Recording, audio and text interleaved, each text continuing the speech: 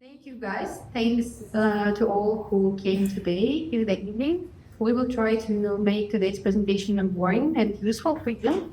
We will speak about the different ways of the data and analytics usage that can be helpful for different product teams and that can maybe possibly in the future can introduce into your teams. It will be the cases based, so we will speak more about how we work with the data and with analytics at Smartbroker, and what we will speak about the Deutsche Bank. So this will be not just the theory, but the practice as well. And the first thing I think I would just shortly introduce who are here. Olga. Olga is from the Deutsche Bank. She kindly invited us here to participate. I think then she will speak a little bit about her team and what they are doing. And there are two of us from the Smartbroker. My name is Olga as well. And I'm a data and insights team product owner. So I'm working a lot with the data, with analytics, and my team owns everything. And our company dedicated to the data, different types of it. And Malte is our design team lead. So Malte will speak more about how the design team at Smartbroker works. So let's start. I hope that this can work. Yes. And the first thing, the very short introduction about our company, because I think not that all of you are very aware of what is Smartbroker and what we are doing. We are the Germany FinTech company. We are providing the brokerage service for our clients. We have more than 150,000 of them. We are more than 25 years on the market, but the product that you would see if you would Google us was launched only last year in September. So you can see some contradictions between the two lines that I'm speaking about. This is because we had the very old-fashioned product previously, and the last year we fully relaunched it, including migration from one bank to another, including the full change of the full flow that our customers, how the customers are working with it. So all the cases that I will be speaking about will be dedicated to this new phase of our product. And that's why it also forced us to rework and to rethink the way how we work and deal in the product, in the design, in the data team. And that's why there were a lot of new practices that were introduced. And that's why we want today to share some insights with you and show you how it can be useful for you as well. So we will speak about different types of data that can be helpful, and I think our part with Malte will be separated by the different types of data that can be useful for you. And the first part that I will speak about will be about the customer behavior tracking that can be helpful. So what is it? I just shortly introduce what is about. I think you all have faced with this in different ways. Usually when we're speaking about customer behavior tracking, it's about analyzing how the user interacts with your product in different ways. I think you definitely faced with something like data on user interactions, like things about clicks, screens, time that people are spending on different screens and that you can analyze, but also it's not everything. Also, you can speak here about things like user segmentation, things like the funnel analysis, things like screen sessions and so on. You can include their different other topics and different other data, but more or less it's covering everything about the customer behavior. We're working with Smartbroker with it as well. We have the pretty, I would say, basic setup that the majority of teams has while using the Firebase SDK, and we're using the Locker Studio for the visualization of it. Here are just a couple of examples how we provide it for our internal employees that can use it on a daily basis for their purposes. But today I will speak more about some ad hoc cases and some real examples of the question that can appear and the question that you can solve. And here comes the first case. As I said previously, we have relaunched our product a year ago. And one of the challenges during this relaunching phase was the migration of all our customers. In our old product, we had more than 100K of customers inside. And we had just 2 months to migrate them from one bank to another. And it meant that we needed to not only to migrate them, but to onboard them.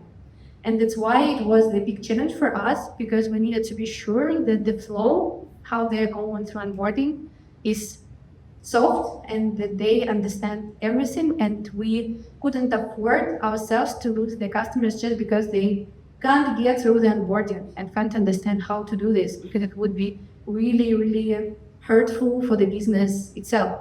And that's why here comes the challenge. And the decision that we have implemented was exactly the customer behavior tracking. So what we have decided? We have decided to go with a very, very simple solution, because we were overwhelmed with everything that we needed to do during this phase. And we have implemented just the very basic things that every one of you can do as well. So we have started to track the funnel itself, and we have started to track the things like drop-off rate, like time spent on the screen, and different types of conversions between the different screens on the onboarding. Everything that you see here is about the onboarding. And also we implemented some processes just to track it on a daily basis, because as I said previously, we had only just 2 months for everything and for any decision that we're taking here. And of course, when we implemented this, already the first part of it, I hope it will work.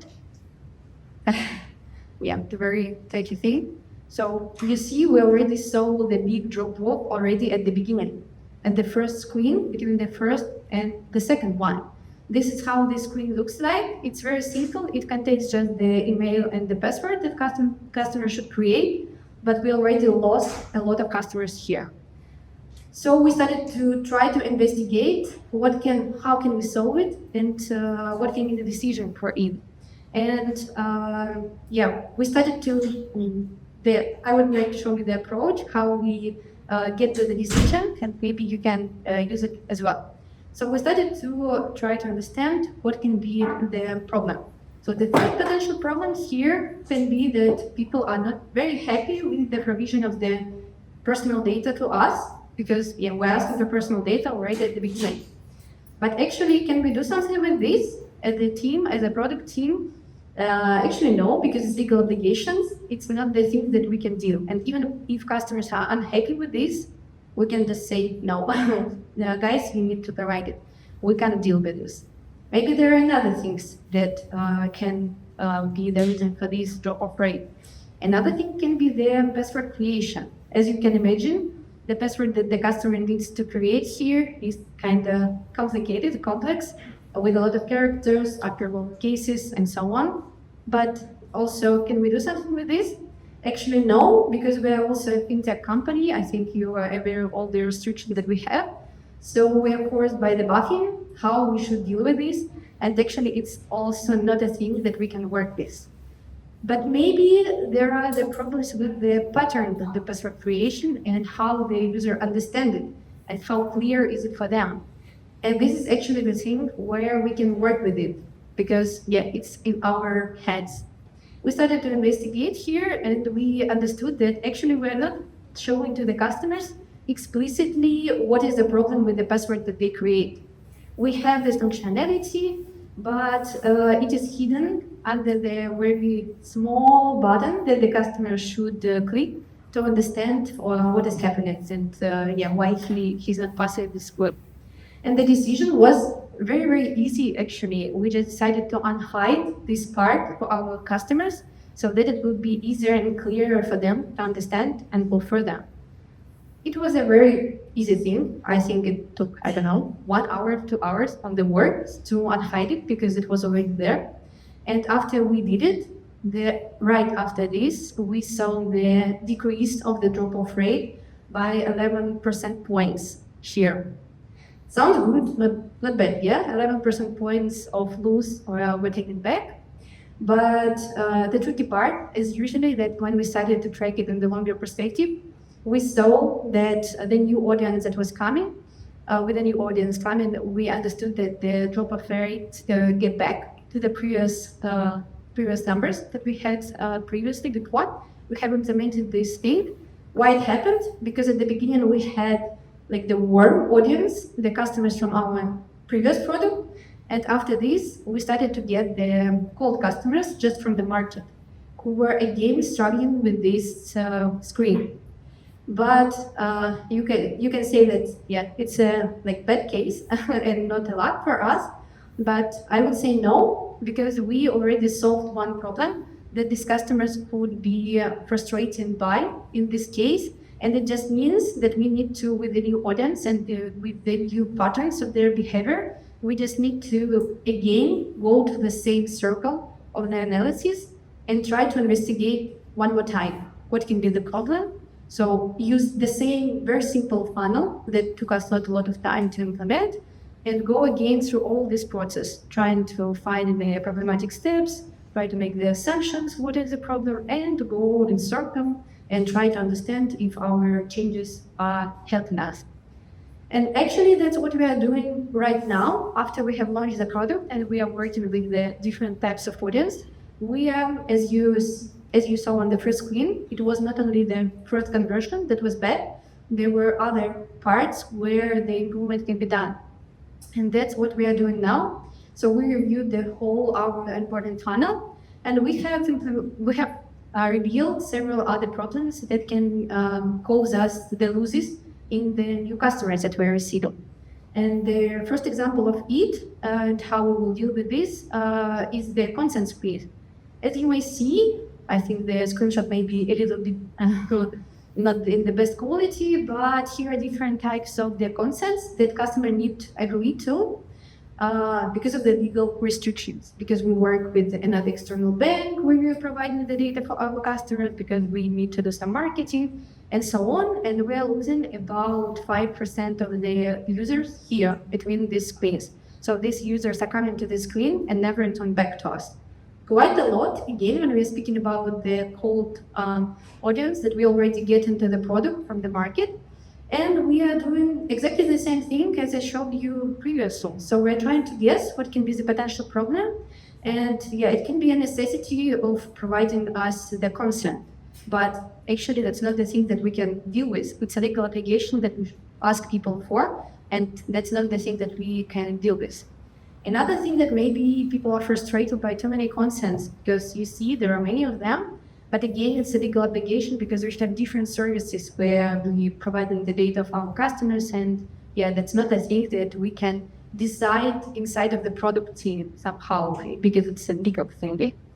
But maybe we are just doing it not in a very, not in the best way in terms of the presenting it. Maybe it's too heavy.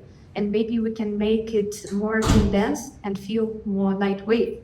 That's actually the thing that we now have and the things that we can deal with and try to improve. Another example of it is about 13% of the drawfall is this screen about the taxes, where customer needs to provide the tax country, where he's taxated, the tax number, and some other things. Quite heavy information, and maybe people are again not happy with the provision of it itself.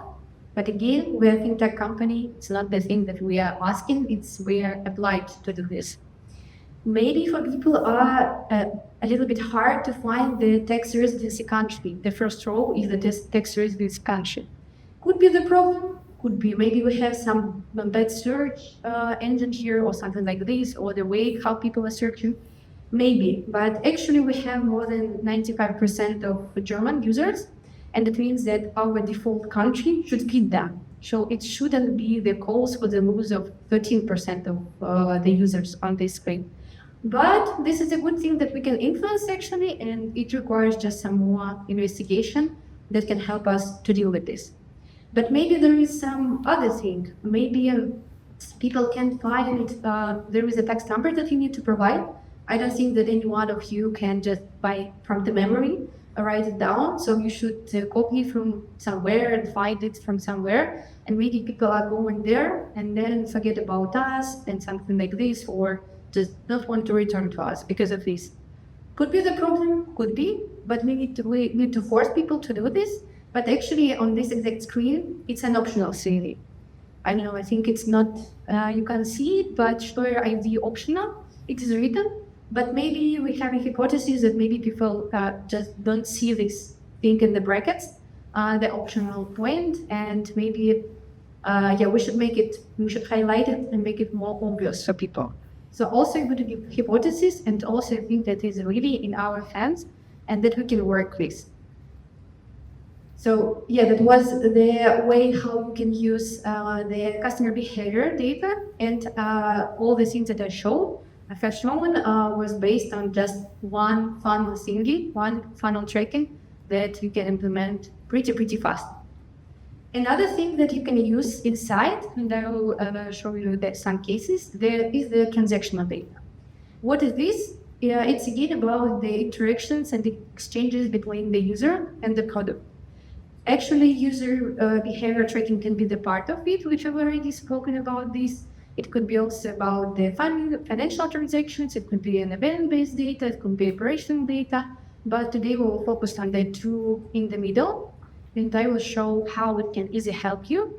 We as Smartbroker are working with this a lot. I would say that it is the main thing that our team is working on a daily basis. We work with this on a call basis. We have a lot of pre-made reports that you can see on the right part of it.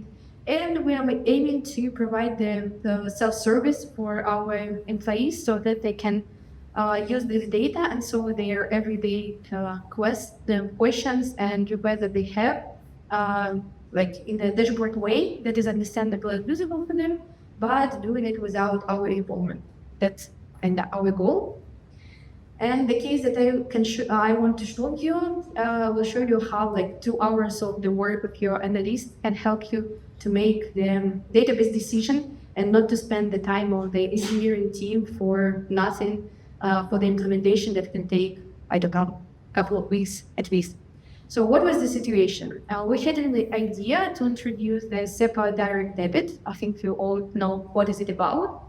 And from the business side and from the management, it was highlighting that it can be a big influence for the business because it will allow us to not lose the transactions that previously were lost because customers didn't have enough buying power, so enough money on their accounts. And with this functionality, we can avoid these kind of situations.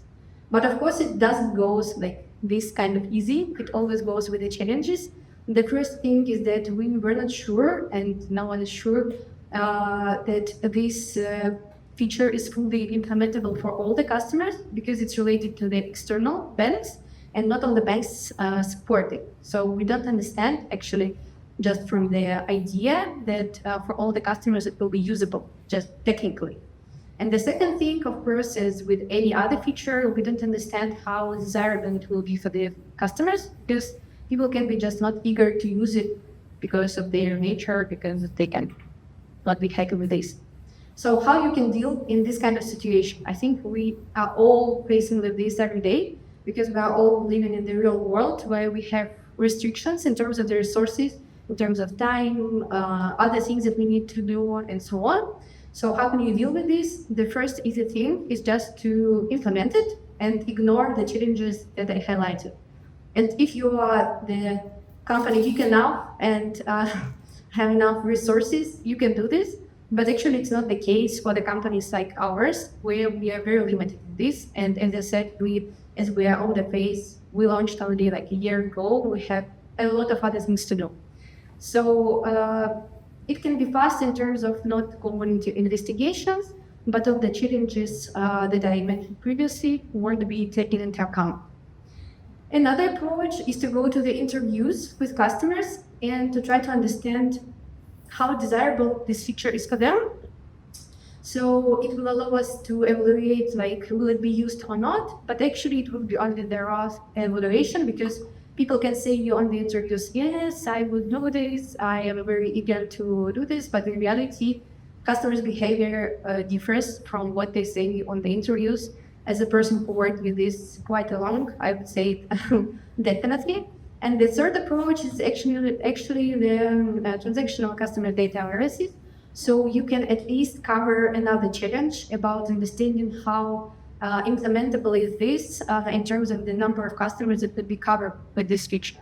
So it can be done pretty fast in terms of the resources used, and it will allow you, if you would see the big picture right in this stage, it will allow you to fully get rid of this idea already on the early stage and don't spend any time of any engineer except for the data analyst who will work like this. But yeah, the desirability, we can't predict, we would see it on the reality. Of course, the ideal way of working with it is to go through the 2 steps. To start with the transactional customer data and to understand the tech implementation, how possible is it, and then to go to the interviews with the customers and see how it will work. But as I said previously, we are always very limited in resources. So we rejected the first approach in terms of just implementing it, because we couldn't afford ourselves to spend like 2 weeks of the implementation just for nothing. Then we have rejected the easier way because we didn't have enough resources to go into interviews, because it requires quite a lot of time to hire people, to speak with them, and so on. So the decision that we took was just to go to the third approach and to analyze the transactional customer data. And here is the way how we work. We just collected all the information about all the banks on our market, who possibly can appear as the reference account of our customers. We try to find to understand about how they support the functionality or don't support it. We evaluated how many customers on our site that we already have has the banks that support this functionality, and then we wanted to go to, if we would understand that 50% have the banks that support this and 50 not, we will need to understand how valuable this 50% that has this functionality are valuable for us. Do we need to do anything with this, or maybe they don't do any trades and they are not valuable for us at all? So it was our plan, but actually we stopped on the third step here, because we understood that 99 and 90% of our customers and the banks actually would support. And what does it mean for us? That it means that if we implement this, we would cover the whole bunch of our customers, and we even don't need to do into any other investigation than understand how many cases possibly it can provide to us additionally. So what is the conclusion that I want to make out of it, and I think out of all my previous speech that I gave, that you can try to find the quick ways, and in many cases the data and analysis are much broader than you think. So sometimes when people are starting to think about the analysis, they are thinking about some huge research that require, I don't know, a couple of months, or what weeks of work of the engineer or so on. But as I show you, all these cases were like a couple of hours work, to be honest. Maybe more in terms of thinking about this, but in terms of engineering, that's it. And the second thing that I wanted to highlight is that try to be adaptive. As the last case that I have shown to you, we have planned like the big flow, but actually we got our answer already on the third step out of 5.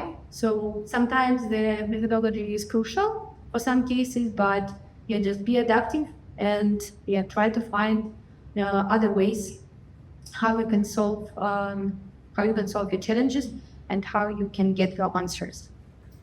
So it was about the quantitative data, and I think Malte will speak about qualitative data. Hi again, I'm Malte. I'm a user experience design specialist at Smartbroker, whatever that means. And I kind of handle different kind of data. So my kind of data is just like Olga's data, used to improve the product, right? My data is different because it consists of our customers' opinions. And I'm here today to explain to you how we gather that. At Smartbroker, we use something that we titled VOC, which is short for Voice of Customer. Our Voice of Customer database consists of our customers' ideas for the product, from about feedback, about opinions, about all of that, everything what our customers think about Smartbroker Plus. And we manually collect the data, and by we I mean my team and I, through every channel that is available to us. So that means our customer support reports to us. We read through most of social media that is written about us, which is a pain sometimes. We get a lot of feedback through our in-app feedback tool, and then there's user interviews, and there's direct feedback with specific customers, and so on. So my team and I, we gather the data, we analyze if there's any use to it, or if it's just someone being mad. Then we group it together, and then we provide that feedback to the product team for them to use. Now, these people using it is most likely, or at least for us at Smartbroker, it's the leadership team and the product owners, and they use it to put a prio on the features that our users care about most. Now, I want to show you how VOC works for us. So just as a first image of it, you can imagine VOC as a large database. And if you use Jira or ClickUp or anything like that, it kind of looks like that. Now, at the top, you see that we have actually sectioned off our VOC into different domains. So we have a domain for trading, for catalog, for platform, for onboarding, and so on. And each of them has their own little section in our VOC board, which only contains stuff that is relevant to them. Currently, the entire board, so all domains are roughly 175, 180 different VOCs, so different topics, and over 2,700 votes. All of these were collected in the last 6 months. Now, to better understand how the entire process works, I want to show you how we create a new VOC. It's actually as simple as you can imagine, because we wait for a customer to contact us through any of the channels that I mentioned. So it can be a Reddit thread or just a mail directly to us.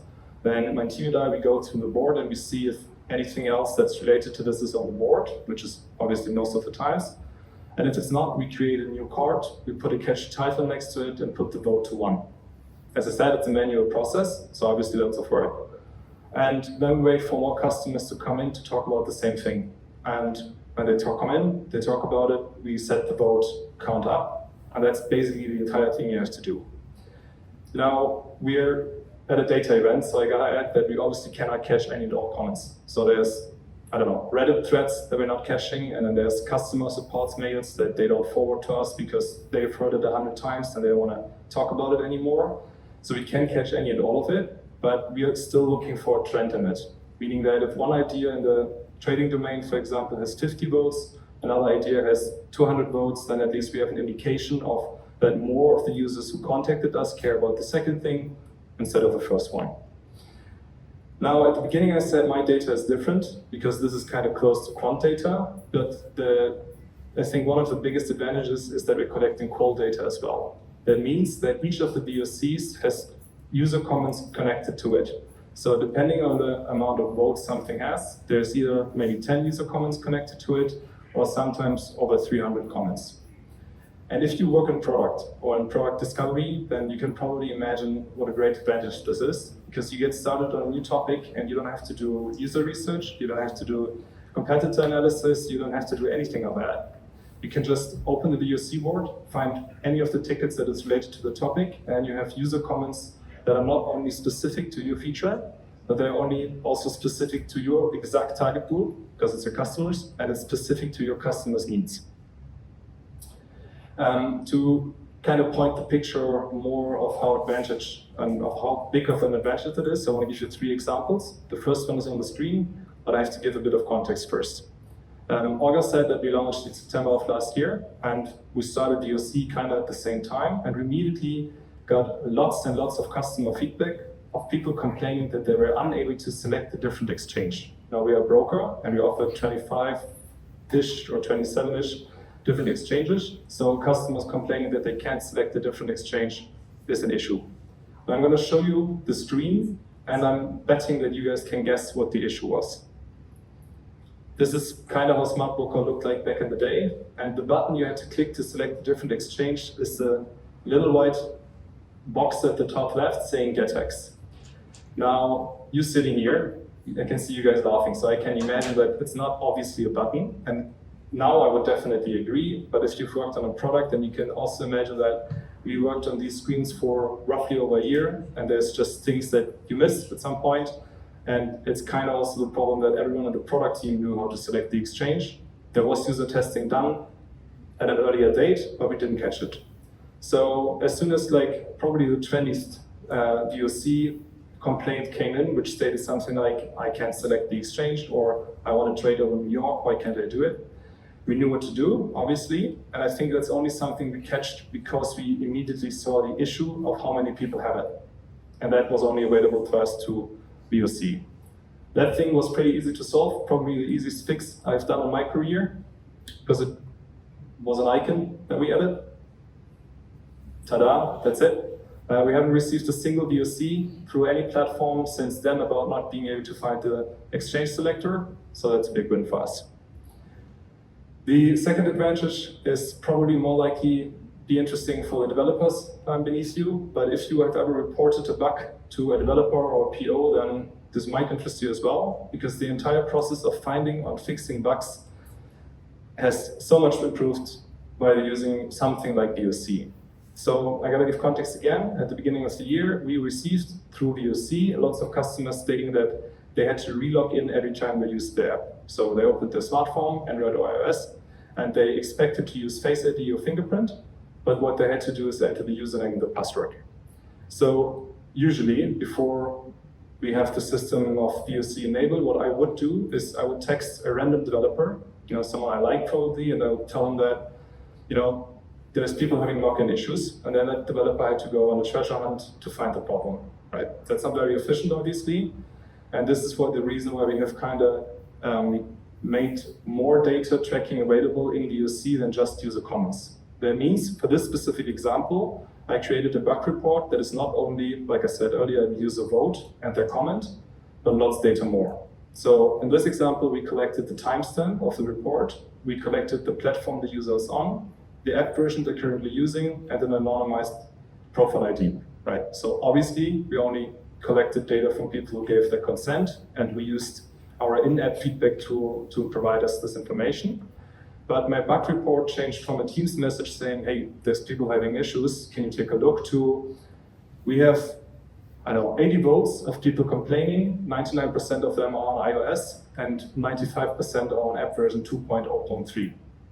And I can tell you that makes it so much easier for the developer to find the issue, because we've actually already pinpointed the issue right down to the goal. And that is only available to us through VOC, because we are not only reading the customer feedback, but we're also making data out of it. Now, the third and last advantage is feature-specific data. And I have to give context again. When we launched last year, we moved, like Olga said, over 100,000 people over. And since then, one of the most requested features is a pretty specific one, and it's the ability to sort your investment account. Now, for you to paint a picture of this, statistically speaking, roughly 18 to 20% of you have an investment account. Now, I know that you guys are connected to Deutsche Bank, so it's probably more. But statistically speaking, of you people who have investments, you have probably an ETF and maybe a few individual stocks who are probably not performing as good as the ETF. But the point I'm making is that you have probably less than 5 stocks or assets or securities in your investment account. And if you have only less than 5 stocks, then you don't need to sort your investment account, because you will find the stock you're looking for every time. Now at Smartbroker Plus, we have quite a large user group of people who have 50 plus assets in their accounts. So what they're asking for is any way to sort their investments other than the way it currently is available, which is alphabetically.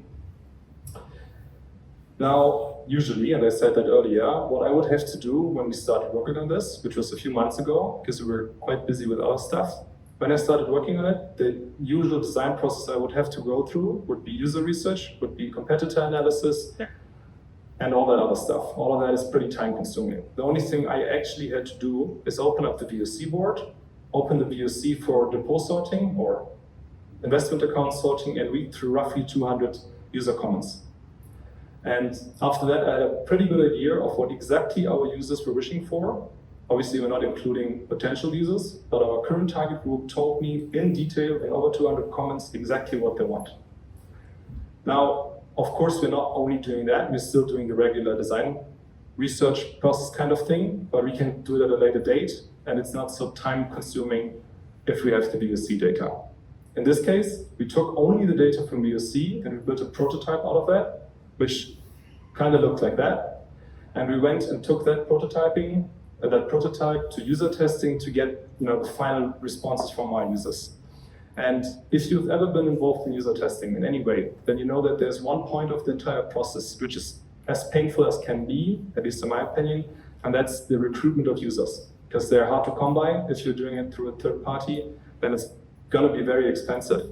And I think this is actually the biggest advantage that VOC has given us, because we have completely gotten rid of that process. because we are recruiting our users for user testing through VOC. And that means that I simply send an email to all the people, obviously, who gave their consent to be contacted, to the people who complained about a specific feature, and I write an email which says something like, hey, you complained about not having the ability to sort your investment account 3 months ago. Here's what we built. Do you have 15 minutes to test it with me? Right? And if you contact the user like that, they are very likely to be very eager to help because they ask for something and we deliver it right to their doorstep. And then the rest of the process is hopefully kind of obvious. We take the feedback they give during user testing, we put it back in VOC, and then we go from there in a circle, and we're going to release this feature, for example, in a few weeks. And I think it's going to be pretty close to what our users expect because they told us. And with that, I think you have a pretty basic understanding of how we do VOC, and thank you. So we are coming to the last part of the show, and what my colleagues from Smartbroker just told very resonates, and especially it's so impressive what Malte mentioned about approaching the users who actually complain, because this user, you get like super loyal user after all, and it's really something that we can take to account. So I'm Olga, I'm a UX lead, user experience lead in one of the Deutsche Bank programs. And here I represent the Berlin Technology Center, which actually quite a new thing. For the last 2 years, it grows it has been growing, yes, and it grows up to 1,400 people already. And it's one of our technology center. We operate around the globe, and we also have technology centers in Europe, in Asia, in the States, and that's why we have very distributed team, by the way. I'm working on the Autobahn platform, and my Deutsche Bank colleagues probably know this platform. And at a certain point, 3 years ago, we started exploring more data-driven UX approach. And currently, I would say it's our Bible, because in Autobahn we have about 1,000 applications. It's basically an app store or Google Play for Deutsche Bank B2B application. So it's quite a zoo of different types of applications for corporate bank and investment bank. And we not only must analyze our end users. We have 200,000 users from different parts of the world, but we also need to provide powerful instruments for our application owners, for our tenants, so they are not blind with the application that they provide. So we came up with, in this case, this data-driven UX that we're following. It has a vision, process, community, and tooling. As a vision, we put up the punchline that all our user experience decisions must be based 100% on data. Sometimes it's not possible, especially if you work with some legacy. And here, of course, thanks to we have qualitative and quantitative data approach, we can combine both these approaches, but of course, better to rely on both of them, because first of all, if we rely only on qualitative approach, what users say, you know, as Dr. House told, everybody lies.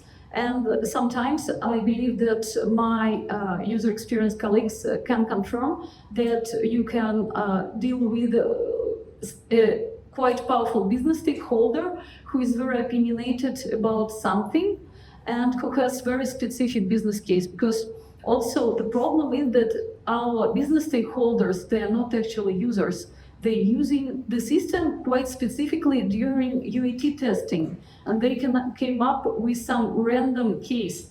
And that's where we need a very powerful quantitative instrument, because it's basically being selfish. It's not only the instrument to improve your product, but also the powerful instrument to improve your mental health.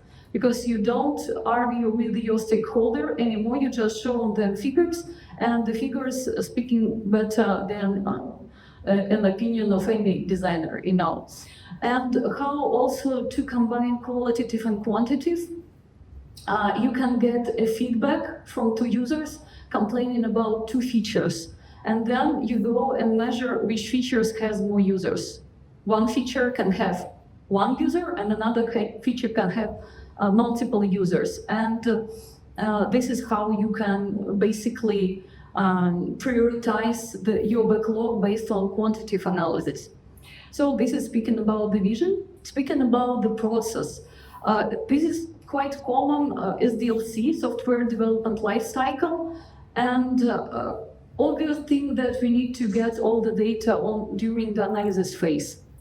Less obvious thing that we try to make it a process. Not, frankly, I need to say that we not always succeed in it, but when we work on the new feature, we always should on the design phase to think about all the metrics that we would like to measure on the maintenance phase.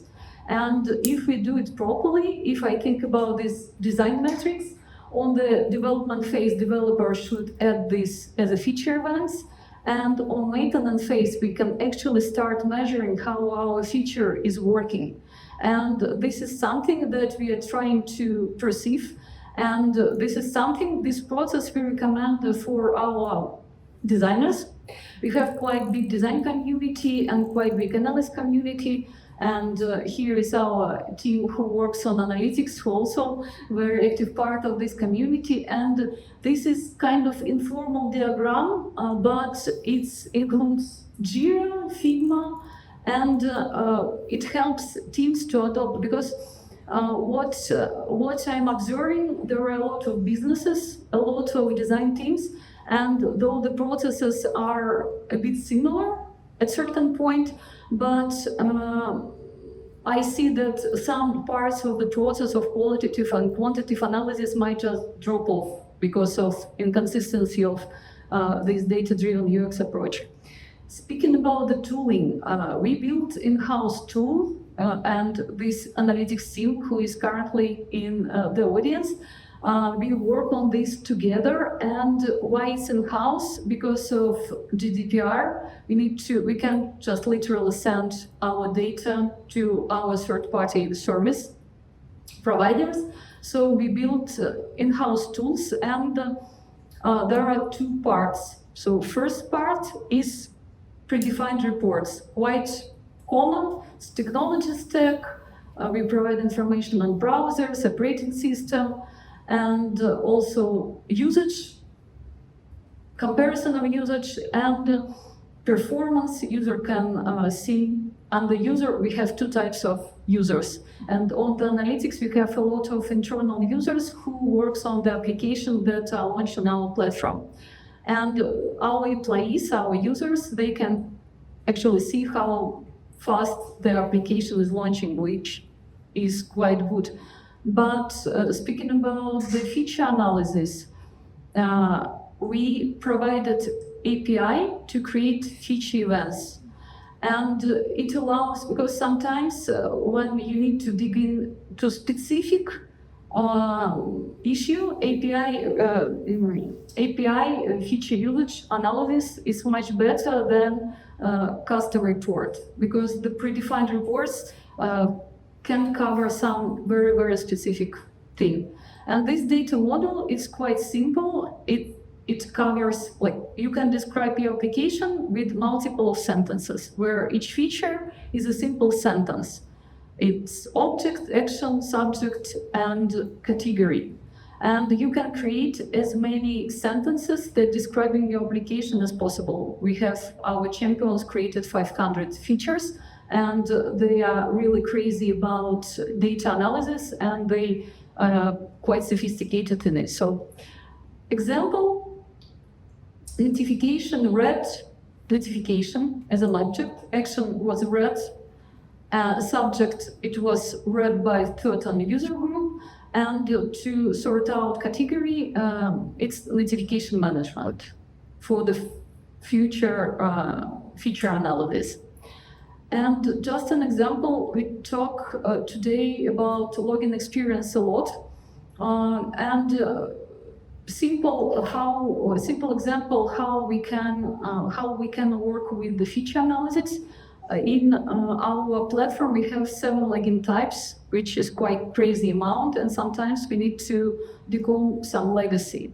And there might be some users, like 2 users out of 200,000 users, who still using this crazy smart card or 3SK login type. And we need to be 100% sure that no one has been using this login type for the half a year. If there are still 2 users who are using it, we approach their businesses and suggest them kind of migration path for these 2 users. And this works also for feature prioritization. You can find the feature that you would like to modify, and you can find actually exact users who are using top users of this feature. And you can approach them if these are internal users and ask whether they would like, for example, to participate in usability testing, and usually they respond, yes, we will participate, and they feel very happy about it. So success, we decode the login type. Sometimes there is no feature exist for this, and in this case it's just an SQL request to database. It takes an hour or 2 hours to check, but it's worth checking, because otherwise we just blindly make some decisions based on opinion rather than data. Also, it's very common when designers or analysts have a question how users actually work in the system. And for this, we have pretty much standard user journey analysis, again, based on the navigation and based on the feature. And also, you can select point A and point B, for example, payment initiation and payment completion.